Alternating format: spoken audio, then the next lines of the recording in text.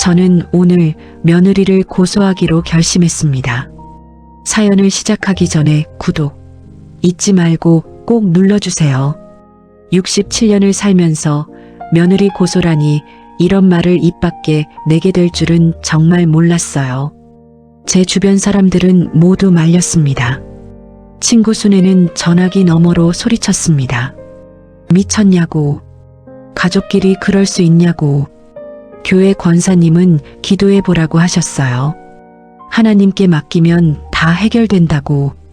심지어 제 남동생까지 찾아와서 말했습니다. 누나, 세상 사람들이 뭐라고 하겠냐고. 손주 생각은 안 하냐고. 손주 생각을 안 한다고요? 제가 웃었습니다. 웃음이 나와서 웃은 게 아니었어요. 너무 기가 막혀서 웃음이 나왔습니다. 손주 생각을 안 한다니. 아니, 바로 그 손주 때문에 이러는 겁니다. 바로 그 아이를 지키기 위해서 이러는 거라고요. 제 눈앞에서 이제 겨우 10살 초등학교 3학년밖에 안 된 민재가 매일 밤 이불 속에서 울고 있었거든요. 친엄마를 7살에 잃고 그 긴 3년 동안 아이는 조금씩, 아주 조금씩 상처가 아물어가고 있었어요. 이제 겨우 웃음을 되찾나 싶었는데 새엄마가 오고 나서는 다시 말을 잃어가고 있었습니다. 저는 매일 밤 스스로에게 물었어요. 정수가, 내가 참는 게 맞는 걸까? 그래도 아들 생각해야지. 재혼한 지 얼마나 됐다고. 아들도 행복할 권리가 있잖아. 시어머니가 며느리를 고소하면 집안이 어떻게 되겠어. 동네 사람들이 뭐라고 하겠어. 그렇게 스스로를 다독이며 하루하루를 버텼습니다. 아침에 일어나면 거울을 보며 말했어요. 정수가, 오늘도 참자. 조금만 더 참으면 나아질 거야. 시간이 약이라잖아. 그런데 그날 저녁 제가 들어서는 안 될 말을 듣고 말았어요. 부엌에서 며느리가 제게 직접 한 그 말을, 그 한마디가 3년 동안 쌓아왔던 제 인내심을 한순간에 무너뜨렸습니다. 그 순간 뭔가 제 안에서 뚝 끊어졌습니다. 참음의 실이, 이해의 끈이, 가족이라는 이름의 족쇄가 모두 다 끊어졌어요. 그리고 저는 깨달았습니다. 이제는 제가 30년 동안 갈고 닦았던 그 무기를, 검사로서의 제 경험과 인맥을 사용할 때가 왔다는 것을요. 도대체 며느리가 무슨 말을 한 걸까요? 그리고 저는 왜 3년이나 참았던 걸까요? 이 이야기는 3년 전 그날부터 시작됩니다. 3년 전 가을이었어요. 10월 말 은행나무 잎이 노랗게 물들던 그때였습니다. 민재는 이제 막 7살이 된 아이였죠. 다음해 봄에 초등학교에 입학할 예정이었습니다. 새벽 4시 반에 전화벨이 울렸습니다. 저는 잠결에 전화기를 더듬거렸어요. 그 시간에 오는 전화는 절대 좋은 소식이 아니라는 걸 64년을 살아온 제가 모를 리 없었죠. 심장이 벌써 두근거리기 시작했습니다. 수화기 너머로 들린 건 아들의 떨리는 목소리였어요. 사고가 났다고 했습니다. 지금 바로 병원으로 와달라고 했어요. 그 짧은 한마디에 담긴 절망이 전화선을 타고 제게 전달됐습니다. 저는 민재부터 물었습니다. 민재는 괜찮냐고. 아들이 대답했어요. 민재는 괜찮은데 수진이가 하고는 목이 메었습니다. 택시를 타고 병원으로 가는 20분 동안 저는 계속 기도했어요. 제발, 제발 아무 일도 없게 해주세요. 수진이, 제 며느리, 아니, 제 딸이나 다름없던 그 아이. 25에 우리 집에 시집와 7년 동안 정말 딸처럼 지냈던 그 아이. 병원 응급실 복도는 새벽인데도 사람들로 북적였어요. 소독약 냄새와 사람들의 흐느낌으로 가득했습니다. 중환자실 앞에서 아들은 무릎을 꿇고 울고 있었어요. 저는 그 모습을 보는 순간 다리에 힘이 풀렸습니다. 아, 안 되는구나. 이미 늦었구나. 의사 선생님이 나오셨어요. 초록색 수술복을 입은 그분의 표정만 봐도 알 수 있었습니다. 최선을 다했다고 했어요. 하지만 너무 많은 출혈이 있었고 뇌 손상이 심각했다고 했습니다. 그 뒤의 말은 기억나지 않습니다. 귀가 멍해지고 눈앞이 하얗게 변했어요. 제 옆에 서 있던 아들이 무너져 내렸고 저는 그 아이를 붙잡으려다가 함께 주저앉았습니다. 32살. 수진이의 나이는 고작 32살이었어요. 아직 젊었어요. 앞으로 살 날이 더 많았어요. 민재를 키우고 손주들도 보고 아들과 함께 늙어가야 했는데 장례식장 3일 내내 7살 민재는 한마디도 하지 않았어요. 영정사진 앞에서도 문상객들이 머리를 쓰다듬어 줄 때도 그저 제 치마폭을 꼭 붙잡고 눈만 깜빡이고 있었습니다. 엄마가 어디 갔냐고 묻지도 않았어요. 언제 오냐고 떼쓰지도 않았습니다. 7살 아이가 이미 알고 있었던 거죠. 다시는 엄마를 볼 수 없다는 걸. 그 어린 나이에 죽음을 온몸으로 느끼고 있었던 겁니다. 장례를 치르고 집에 돌아온 날 밤, 저는 짐을 싸들고 아들 집으로 갔습니다. 민재가 제 방문을 조심스럽게 열고 들어왔습니다. 말없이 제 이불을 들추고 파고들었어요. 그 작은 몸이 바들바들 떨리고 있었습니다. 그날부터 민재는 제 옆에서 잤어요. 매일 밤 잠꼬대로 엄마를 불렀습니다. 저는 그 작은 등을 토닥이며 함께 울었어요. 소리 내지 않으려고 이불을 입에 물고 울었습니다. 7살 아이가 깰까봐. 이 아이의 엄마는 이제 나야. 내가 이 아이를 지켜야 해. 수진아, 미안해. 내 아들 내가 잘 키울게. 그게 제 유일한 다짐이었어요. 그렇게 2년이 지났습니다. 민재는 9살이 되어 초등학교 2학년이 됐어요. 아이는 조금씩 웃기 시작했습니다. 친구들과 놀 때는 까르르 웃기도 했어요. 저는 안도했습니다. 이제 괜찮아지는 건가 싶었어요. 그런데 바로 그때 아들이 재혼을 말했습니다. 민재가 9살 초등학교 2학년이 되던 해봄 아들은 재혼을 결심했습니다. 그리고 새로 들어온 며느리 서아는 제가 검사 출신의 수백억대 부자라는 사실을 전혀 몰랐습니다. 민재가 9살이 되던 해봄 어느 일요일 저녁이었어요. 아들이 제게 조심스럽게 말을 꺼냈습니다. 누군가를 만나고 있다고 했어요. 재혼을 생각하고 있다고 했습니다. 민재에게도 엄마가 필요하다고, 혼자 키우기엔 너무 힘들다고 했어요. 저는 손에 들고 있던 찻잔을 내려놓았습니다. 찻잔이 받침에 부딪히며 덜컹 소리를 냈어요. 아들은 제 표정을 살피고 있었습니다. 아들의 눈가를 보니 깊은 피로가 서려 있었어요. 그제야 자세히 보니 아들은 많이 수척해져 있었습니다. 밤낮으로 일하고 퇴근하면 아이 돌보고 주말엔 저를 도와주고 그 아이도 지쳐 있었던 거죠. 저는 한숨을 쉬었습니다. 알겠다고 했어요. 그 사람이 어떤 사람이냐고 물었습니다. 아들은 조금 밝아진 표정으로 말했어요. 좋은 사람이라고. 회사 동료인데 차분하고 좋은 사람이라고. 그렇게 서아를 처음 만나게 됐습니다. 약속 장소는 강남에 있는 조용한 한식당이었어요. 첫인상은 나쁘지 않았습니다. 아니, 솔직히 말하면 좋았어요. 깔끔한 차림새에 단정한 말투. 제게 인사하면서 두 손으로 공손히 허리를 숙였죠. 어머님, 처음 뵙겠습니다. 서아라고 합니다. 목소리도 차분했어요. 한참 대화를 나눈 뒤 저는 그 아이의 손을 잡으며 말했습니다. 우리 민재 잘 부탁한다고. 서아는 웃으며 대답했어요. 민재 사진 많이 봤다고, 정말 예쁘다고, 마음으로 챙기겠다고 했습니다. 말을 참 곱게 했습니다.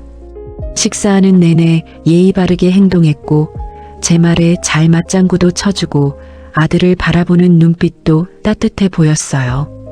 그런데 왜일까요? 뭔가 걸리는 게 있었어요.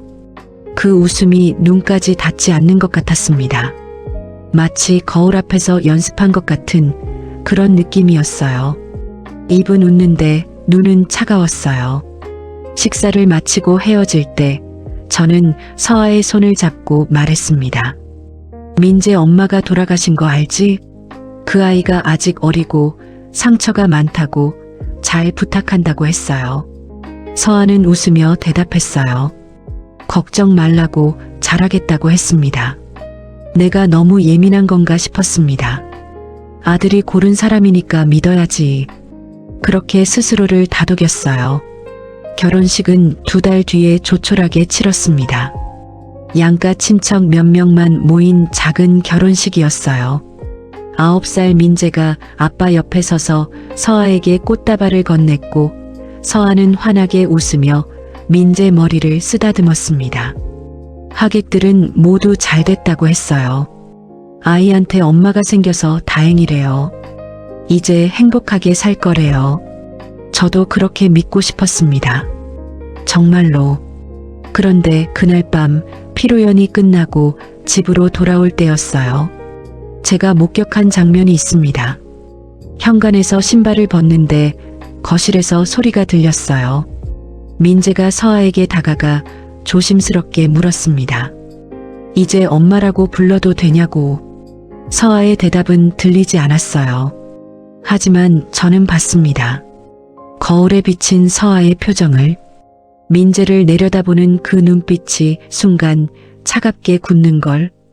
1초도 안 되는 순간이었지만 저는 놓치지 않았습니다. 그리고 금방 다시 웃는 얼굴로 돌아왔어요. 민재는 환하게 웃으며 엄마 하고 불렀습니다.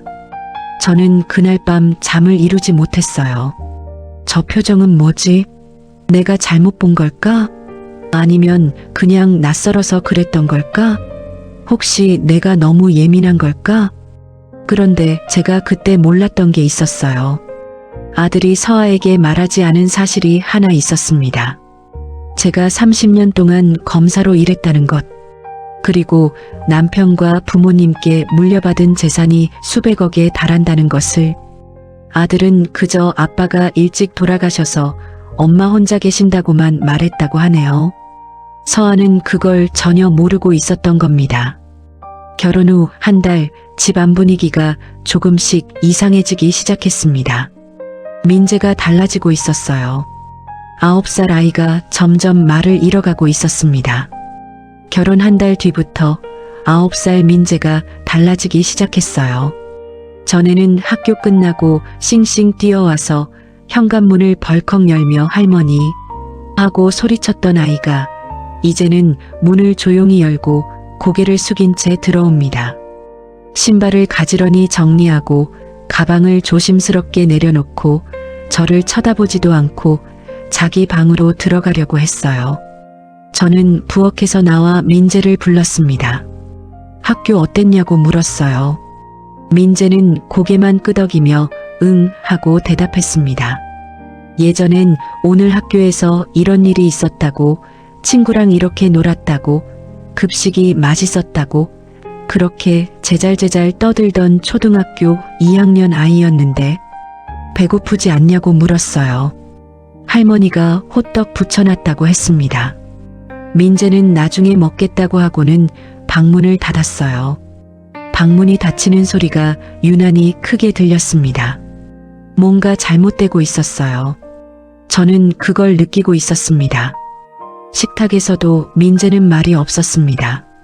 예전엔 저랑 아빠랑 셋이서 식사할 때 민재가 제일 많이 떠들었어요.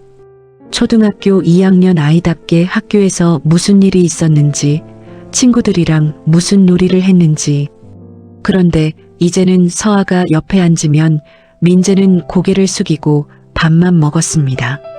서아는 겉으로는 친절했어요. 민재에게 반찬 더 먹으라고 했고, 학교 숙제 다 했냐고 물었고, 오늘 학교 재밌었냐고 물었습니다. 하지만 저는 알았어요. 그 목소리에는 따뜻함이 없었습니다. 의무감으로 하는 질문 같았어요. 어느 날 저녁이었어요. 저는 부엌에서 설거지를 하고 있었습니다. 저녁 8시쯤이었을 거예요. 아들은 회사 회식이 있다고 나가고 집에는 저와 서아와 민재만 있었어요. 그때 거실에서 목소리가 들렸습니다. 서아가 민재에게 물었습니다. 숙제했냐고. 민재가 대답했어요. 했다고. 서아의 목소리 톤이 바뀌었습니다. 거짓말이라고 했어요. 가방도 안 봤는데 어떻게 아냐고 가져와 보라고 했습니다. 민재는 대답하지 않았어요. 침묵이 흘렀습니다. 서아가 다시 말했어요. 빨리 안 가져오냐고. 저는 설거지하던 손을 멈췄습니다. 그 목소리 톤이 너무 이상했어요. 너무 차가웠습니다. 마치 민재를 미워하는 것 같은 그런 톤이었습니다. 저는 살며시 부엌 문을 열고 틈으로 들여다봤어요. 서아는 소파에 앉아 팔짱을 낀 채 민재를 내려다보고 있었고 9살 민재는 거실 한가운데 고개를 푹 숙인 채 서 있었습니다. 마치 죄인처럼. 서아가 말했어요. 너 맨날 이러냐고. 엄마 없다고 막 사는 거냐고. 그 순간 민재의 어깨가 작게 떨렸습니다. 제 심장이 쿵 내려앉았어요. 지금 뭐라고 한 거야? 민재는 가방을 가지러 방으로 뛰어갔고 서아는 한숨을 쉬며 스마트폰을 꺼냈습니다. 마치 아무 일도 없었던 것처럼.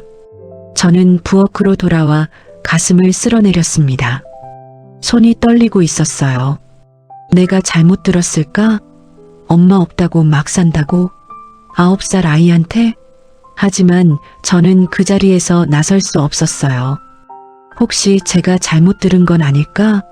며느리가 그럴 리 없잖아. 그날 밤 민재가 제 방으로 왔습니다. 11시가 넘은 시각이었어요.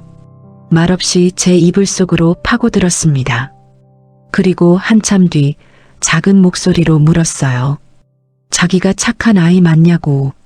저는 민재의 머리를 쓰다듬으며 대답했습니다. 당연히 착하다고. 세상에서 제일 착한 우리 민재라고 했어요. 민재가 속삭였어요. 자기는 나쁜 사람이라고 거짓말만 한다고 했다며. 저는 민재의 어깨를 잡으며 물었습니다. 누가 그런 소리를 했냐고, 언제냐고. 민재는 고개를 저었어요. 아무도 안 했대요. 자기가 잘못 들었다며. 그리고 더 이상 말하지 않았습니다. 아이는 제 품에서 잠들었어요. 하지만 잠든 얼굴도 편안해 보이지 않았습니다. 눈썹을 찌푸리고 있었고 가끔 잠꼬대로 미안해, 미안해 하고 중얼거렸어요. 저는 그날 밤 천장을 바라보며 생각했어요. 뭔가 잘못되고 있어. 내가 뭔가 해야 해. 그리고 민재가 10살 초등학교 3학년이 되던 해, 저는 중대한 결심을 했습니다. 증거를 모으기 시작했어요. 검사로 30년을 일한 제가 할 수 있는 일은 명확했습니다. 어느 아침 저는 아들에게 조심스럽게 말을 꺼냈습니다. 서아가 민재한테 좀 차갑게 대하는 것 같다고, 목소리 톤이 좀 이상하다고 말했어요. 아들은 웃으며 고개를 저었습니다. 제가 오해하는 거래요. 서아가 민재 얼마나 아끼는데요. 어제도 민재 학용품 사주고 주말에 놀이공원도 가자고 했다며. 저는 더 이상 말하지 않았습니다. 아들의 표정을 보니 더 이상 말해봐야 소용없을 것 같았어요. 서아 입장도 생각해 보래요. 갑자기 10살짜리의 엄마 노릇하려니까 서툴 수도 있다고. 시간이 지나면 나아질 거래요. 아들의 눈빛은 확신에 차 있었습니다. 자기 아내를 믿고 있었어요. 내가 잘못 본 걸까? 너무 예민한 걸까? 하지만 민재의 떨리던 어깨가, 작아진 목소리가 자꾸 생각났습니다. 그날 오후였어요. 결정적인 순간이 왔습니다. 저는 마트에 장을 보러 갔다가 민재가 좋아하는 딸기를 발견했어요. 요즘 민재가 잘 안 먹어서 걱정이었는데 딸기라도 먹으면 좋겠다 싶었습니다. 서둘러 장을 보고 평소보다 일찍 집에 돌아왔어요. 오후 6시쯤이었습니다. 현관문을 열고 들어서는데 민재 방에서 소리가 들렸습니다. 제 손이 저절로 멈췄어요. 서아의 목소리였습니다. 왜 자꾸 우냐고 물었어요. 징글징글하다고 했습니다. 그 목소리에는 짜증과 혐오가 섞여 있었어요. 민재의 작은 목소리가 들렸습니다. 죄송하다고 울먹이고 있었어요. 서아가 말했습니다. 죄송하긴 뭐가 죄송하냐고, 너 때문에 진짜 짜증난다고, 하루 종일 회사에서 일하고 왔더니 내가 온다고 선생님한테 전화 왔다고, 넌 맨날 왜 그러냐고 했습니다. 저는 그 자리에 얼어붙었어요. 숨을 쉬는 것조차 조심스러웠습니다. 민재 방문을 열었습니다. 노크도 하지 않았어요. 서아는 놀란 표정으로 저를 봤고 민재는 책상 앞에서 눈물을 훔치고 있었습니다. 초등학교 3학년 민재의 눈은 빨갛게 부어 있었어요. 저는 물었습니다. 무슨 일이냐고. 목소리를 최대한 차분하게 유지하려고 노력했어요. 서아는 금방 밝은 표정으로 돌아왔습니다. 민재가 학교에서 숙제를 안 해와서 자기가 좀 혼냈대요. 선생님한테 전화도 왔대요. 자기가 좀 급했나 보래요. 자기도 처음이라 서툴다고 했습니다. 마치 연기하듯이. 저는 말했습니다. 목소리가 너무 큰 것 같다고. 서아는 웃으며 방을 나갔습니다. 하지만 그 웃음 뒤에 숨은 차가움을 저는 느꼈어요. 민재에게 다가가 물었습니다. 새엄마가 널 때렸냐고. 민재는 고개를 저었어요. 안 때렸대요. 그냥 말만 했대요. 무슨 말이냐고 물었습니다. 민재는 입을 꾹 다물었어요. 말하고 싶지 않은 것 같았습니다. 그날 밤 저는 오랫동안 고민했습니다. 그리고 결심했어요. 증거를 모으자. 내가 예민한 게 아니라는 걸 증명하자. 아들이 믿지 않는다면 누구도 부인할 수 없는 증거를 만들자. 증거 없이 말하지 않는 게 제 원칙이었죠. 증거 없이 고발하면 오히려 역공을 당할 수 있다는 것도 잘 알고 있었어요. 다음 날 저는 용산 전자상가에 갔습니다. 작은 녹음기를 샀어요. 손바닥만 한 크기에 목소리만 녹음되는 제품이었습니다. 집에 돌아와서 민재가 학교 간 사이, 서아가 출근한 사이 민재 방으로 들어갔습니다. 책상 서랍 안쪽 연필꽂이 뒤에 녹음기를 조심스럽게 숨겼어요. 밖에서는 보이지 않지만 소리는 다 녹음될 위치였습니다. 녹음 버튼을 눌렀습니다. 손이 떨렸어요. 이게 맞는 걸까? 며느리를 몰래 녹음하다니. 하지만 민재의 눈물을 생각하면 다른 방법이 없었습니다. 그리고 저는 전화기를 들었습니다. 먼저 전화한 사람은 김 변호사였습니다. 저와 함께 20년을 일한 동료였죠. 지금은 대형 로펌의 대표 변호사입니다. 저는 그에게 물었습니다. 아동학대 사건 관련해서 자문을 구하고 싶다고. 그는 바로 알아챘어요. 무슨 일이냐고 물었습니다. 목소리가 심각하다고, 도와드릴 일이 있으면 언제든지 말하라고 했어요. 저는 대답했습니다. 고맙다고, 일단은 자료 수집 단계라고, 증거가 모이면 다시 연락하겠다고 했어요. 두 번째로 전화한 사람은 아동보호전문기관에서 일하는 박 상담사였습니다. 제가 검사 시절 여러 번 협업했던 전문가였어요. 저는 물었습니다. 아동 정서학대 사례 관련해서 상담을 받고 싶다고. 세 번째로 전화한 사람은 정신과 전문의 이 원장님이었습니다. 아동심리 전문가로 유명한 분이셨죠. 저는 체계적으로 준비하기 시작했습니다. 증거만 모으는 게 아니었어요. 이 사건을 어떻게 진행할지, 어떤 법적 조치를 취할지, 민재를 어떻게 보호할지 모든 것을 계획했습니다. 3일 뒤 녹음기에 담긴 내용을 들은 저는 그 자리에서 주저앉고 말았습니다. 며느리가 10살 민재에게 한 말은 제 상상을 초월했습니다. 3일 뒤였어요. 금요일 오후였습니다. 아들과 서아가 함께 외출했어요. 아들 회사 회식이 있어서 서아도 같이 간다고 했습니다.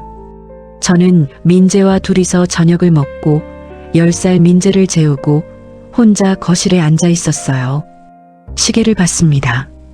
밤 10시, 녹음기를 회수할 시간이었어요. 민재 방으로 들어갔습니다. 아이는 새근새근 잠들어 있었어요. 책상 서랍을 열고 녹음기를 꺼냈습니다. 손이 떨렸어요. 혹시 아무것도 녹음되지 않았다면? 제가 괜한 의심을 한 거라면? 제 방으로 돌아와 문을 잠갔습니다. 이어폰을 꽂고 재생 버튼을 눌렀어요. 처음 10분은 조용했습니다. 민재가 혼자 숙제하는 소리가 들렸어요.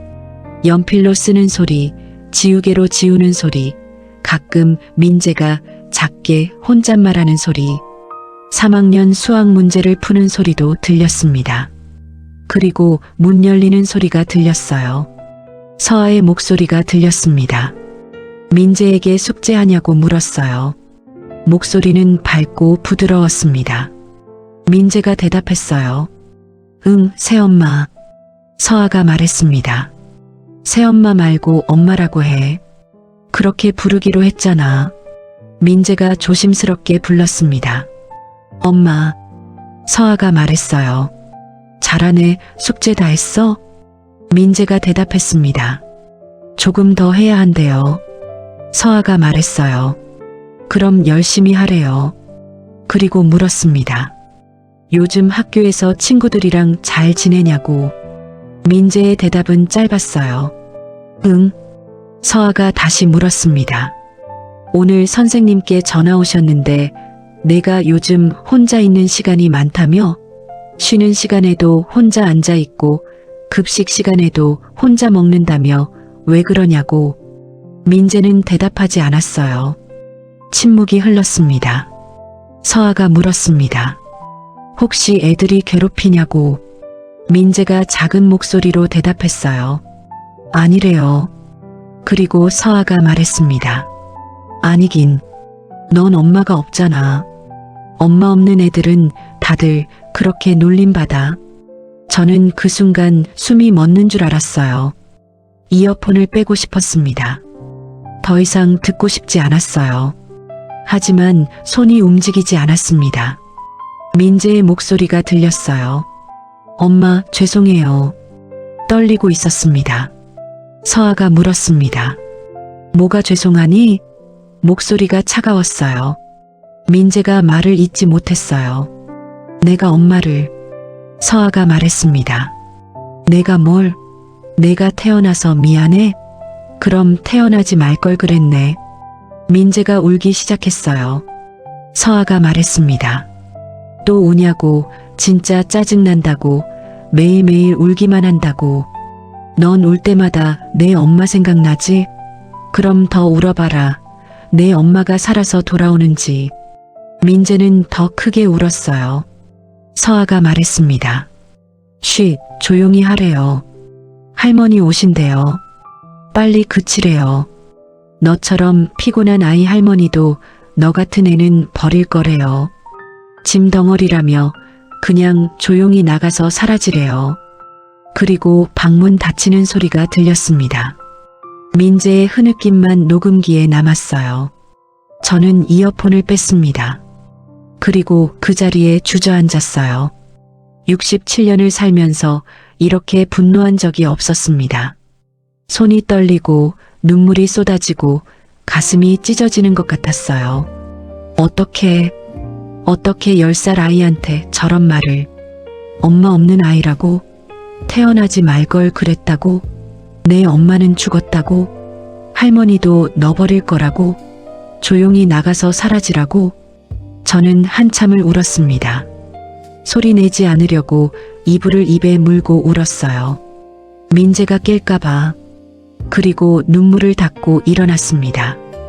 그날 밤 새벽 2시 아들이 집에 돌아왔습니다. 저는 아들을 거실로 불렀어요. 녹음기를 건넸습니다. 아들은 피곤한 표정이었어요. 술 냄새가 났습니다. 뭐냐고 물었어요. 저는 말했습니다. 그냥 들어보라고. 아들은 재생 버튼을 눌렀습니다. 저는 아들의 표정을 지켜봤어요. 처음엔 별 표정이 없었습니다. 그러다가 점점 얼굴이 굳어갔어요. 그리고 5분쯤 지나자 얼굴이 새하얗게 변했습니다. 아들이 떨리는 목소리로 말했어요. 이게 뭐냐고, 이게 무슨 소리냐고. 저는 차분하게 말했습니다. 내 아내가 10살짜리 민재한테 하는 짓이라고. 아들은 고개를 저었어요. 이건 오해일 거래요. 서아가 이럴 리 없다며. 하지만 목소리는 확신이 없었습니다. 저는 아들을 똑바로 쳐다봤습니다. 오해냐고 물었어요.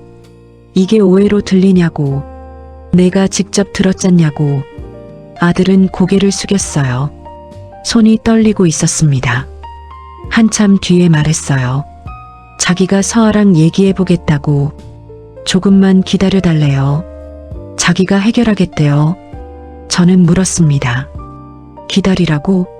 민재가 매일 울고 있는데? 아들이 애원했습니다. 제발 이혼까지 가면 민재가 더 힘들 거래요. 7살 때 엄마 잃고 이제 겨우 10살인데 또 가정이 깨지면 민재한테 더 큰 상처가 된대요. 저는 한숨을 쉬었습니다. 알았다고 했어요. 3일만 기다려주겠다고. 3일 안에 해결 안 되면 내가 움직이겠다고. 하지만 그 3일을 기다릴 필요가 없었어요. 바로 다음 날 저녁 서아가 제게 한 말은 저의 마지막 인내심을 완전히 무너뜨렸습니다. 그리고 저는 더 이상 참지 않기로 결심했습니다. 서아는 제가 누군지 몰랐으니까요. 다음 날 저녁 6시였어요. 토요일이었습니다. 저는 부엌에서 저녁을 준비하고 있었어요. 된장찌개를 끓이고 생선을 굽고 나물을 무치고 있었습니다.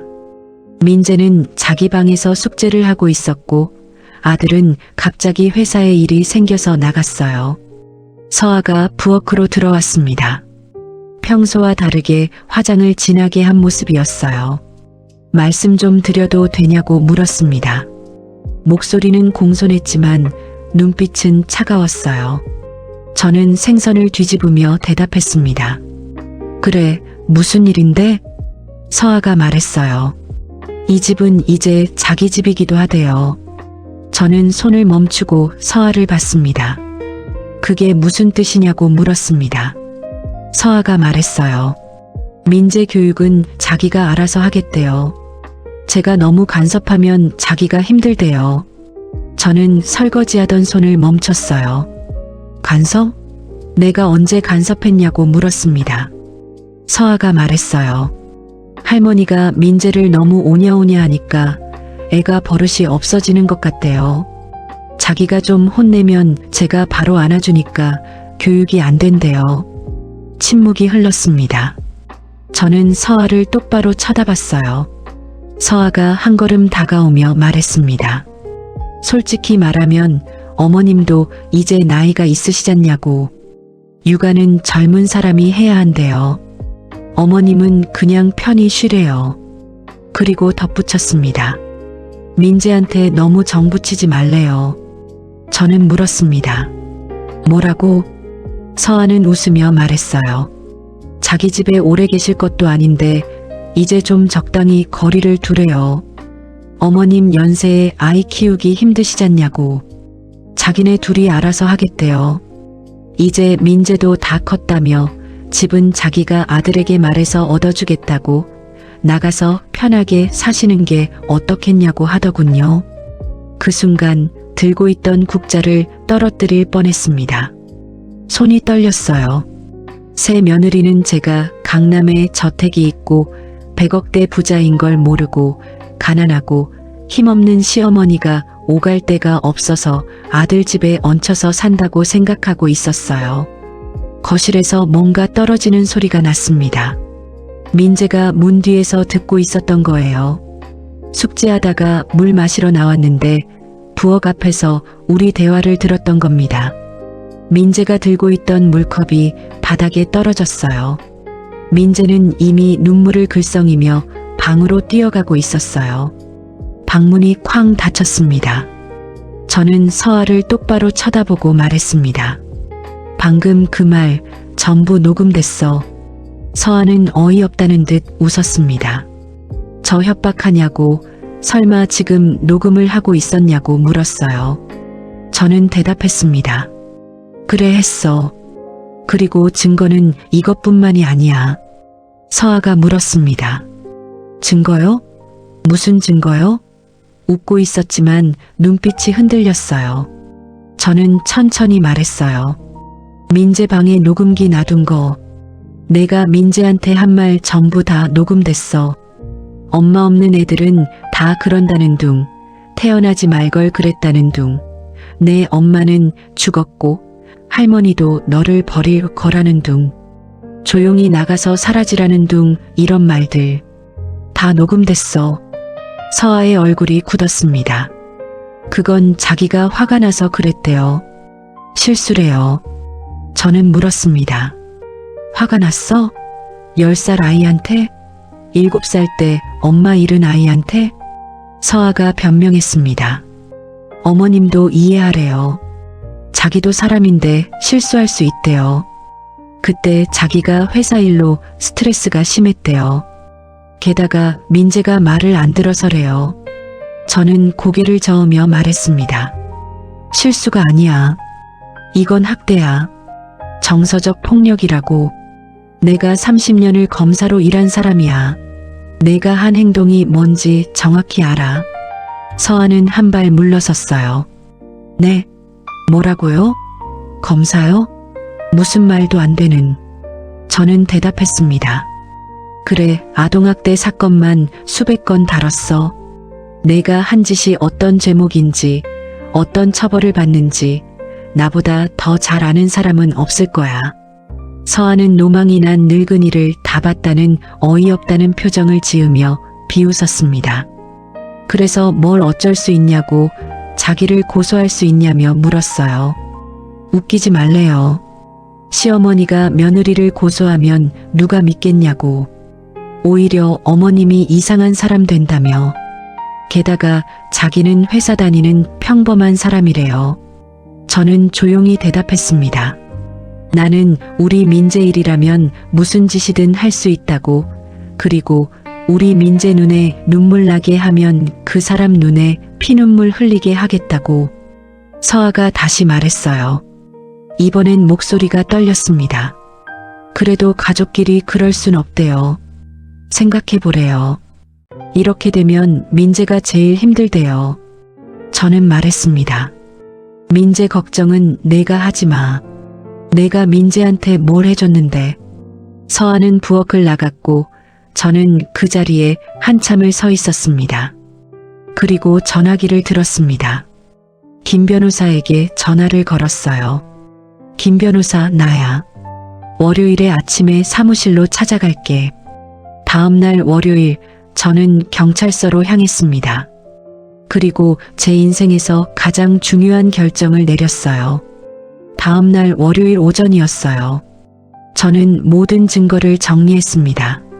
3일간의 녹음 파일, 총 7회 분량, 현관 CCTV 백업 영상, 민재가 울면서 들어오는 장면들, 학교 상담 선생님께 받은 민재의 정서적 변화 기록, 10살 민재 팔에 생긴 멍 사진, 서아가 세게 잡아 끌 때 생긴 것, 옆집 아주머니 진술서, 고함 소리를 여러 번 들었다는 증언, 그리고 김 변호사가 준비한 법률 검토 의견서, 박 상담사가 작성한 아동심리평가서, 이 원장님의 정신과 소견서. 아들은 제게 무릎을 꿇었어요.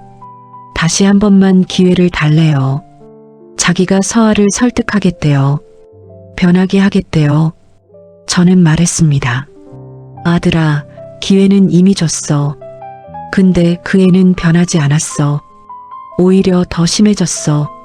어제는 나한테까지 그런 식으로 말하더구나. 이 집은 자기 집이니 집을 얻어주겠다며 이제는 나가라고. 아들이 울먹였습니다. 이렇게 되면 민재가 더 힘들 거래요. 7살 때 엄마 잃고 이제 겨우 10살인데 또 가정이 깨진대요. 저는 아들의 손을 잡고 말했어요. 아니야. 지금이 더 힘든 거야. 매일 저런 말을 듣는 게, 매일 작아지는 게 얼마나 무서운 건지 아니? 민재는 지금 망가지고 있어. 엄마가 3년 전에 죽었을 때보다 더 죽어가고 있다고. 정서적 학대란 그렇게 무서운 거야. 그날 오후 2시 저는 경찰서로 갔어요. 그리고 고소장을 작성했어요. 경찰관은 무관심한 표정이었어요. 고소인이 피고소인과 무슨 관계냐고 물었습니다. 저는 대답했습니다. 시어머니예요. 경찰관이 다시 물었습니다. 시어머니가 며느리를 고소하시는 건가요? 저는 말했습니다. 네. 증거는 충분히 준비했습니다. 경찰관은 노망난 할머니를 쳐다보듯이 집안 싸움이 격해지신 것 아니냐고 했어요. 그러던 중 경찰서장이 지나가는 길에 저를 보고 아는 체를 했어요. 아, 검사님 오랜만에 뵙습니다. 건강하시죠? 서장은 제가 현직에 있을 때 저와 협력했던 안면이 있는 사람이었어요. 경찰관의 태도가 갑자기 달라졌습니다. 자료를 확인하겠다고 했어요. 혹시 집안 문제로 합의가 가능하냐고 물었습니다. 저는 단호하게 말했어요. 합의 생각 없어요. 끝까지 갈 겁니다. 이건 단순한 가족 문제가 아닙니다. 명백한 아동학대 사건이에요. 증거를 제출하자 경찰관의 표정이 점점 심각해졌습니다. 녹음 파일을 들어보더니 CCTV를 확인하더니 상담 기록을 읽더니 한숨을 쉬었어요. 이 정도면 검찰 송치까지 갈 것 같대요. 저는 대답했습니다. 그렇게 해주세요. 일주일 뒤 서아는 집을 나갔어요. 한 달 뒤 재판이 시작됐습니다. 김 변호사가 저를 대리했고 서아는 국선 변호인을 선임했습니다. 재판은 6개월이 걸렸어요. 재판 과정에서 서아는 계속 변명했습니다. 실수였다고, 스트레스 때문이었다고, 민재를 사랑한다고. 하지만 증거는 명백했어요. 판사는 판결문을 읽었습니다. 피고인은 피해 아동에게 지속적으로 정서적 학대를 가했으며 이는 아동복지법 위반에 해당한다. 징역 1년에 집행유예 2년을 선고한다. 그리고 피해 아동과 5년간 접근금지 명령을 내린다. 서아는 집행유예를 받았지만 민재와는 5년간 만날 수 없게 됐습니다. 아들은 이혼을 결심했고요. 그로부터 1년이 지난 지금 이제 11살이 된 민재, 초등학교 4학년이 된 민재가 싱싱 뛰어와 제게 안깁니다. 할머니, 오늘 학교에서 칭찬받았어. 무슨 칭찬을 받았냐고 물으니 그림 그리기로 선생님이 제일 잘 그렸대요. 저는 민재를 꼭 안았습니다. 우와, 우리 민재 진짜 대단하다. 아이는 이제 다시 밝게 웃어요. 밤에 악몽도 꾸지 않고 할머니 사랑한다며 뽀뽀도 해줍니다. 저녁을 먹으면서 민재가 물었어요. 할머니, 나 좋아하지? 저는 민재의 머리를 쓰다듬으며 대답했습니다. 당연하지. 세상에서 제일 착한 우리 별. 그럼 앞으로도 나랑 계속 같이 살 거지? 민재가 물었어요. 저는 웃으며 대답했습니다. 그럼 할머니가 어딜 가겠니? 우리 민재 대학 갈 때까지, 아니, 결혼할 때까지, 아니, 할머니가 이 세상에 있는 한 계속 같이 살 거야. 민재는 환하게 웃으며 밥을 먹습니다. 저는 알았어요. 세상에는 말로 다 할 수 없는 싸움이 있다는 걸. 가족이라는 이름으로 참아야 하는 고통도 있지만 절대 참아서는 안 되는 고통도 있다는 걸. 복수가 아니었습니다. 정의도 아니었어요. 그건 그냥 사랑이었습니다. 7살에 엄마를 잃고 10살에 다시 고통받던 아이를 지키기 위한 67세 할머니의 마지막 사랑이었어요. 검사로 30년을 일한 제 경험이, 제가 가진 모든 것이 결국 제 손주를 지키는 데 쓰였습니다. 그리고 저는 후회하지 않습니다. 사랑하는 손주가 밝아진 모습을 보니 마음이 놓였어요. 내가 지켜줄 수 있어서 다행이란 생각이 들었습니다. 아들도 처음에 너무 힘들어했지만 민재가 밝아진 모습을 보고 그동안 며느리가 한 만행을 자세히 알고부터는 힘들어하지 않았어요. 자기가 너무 민재를 외면했다며 민재에게 미안해하고 민재를 더 챙기기 시작했습니다. 어린 나이에 엄마를 한순간에 잃은 가엾은 우리 민재를 위해 제가 할 수 있는 게 있어서 정말 다행이란 생각이 들었습니다. 긴 사연이지만 오랜 시간 들어주셔서 감사합니다.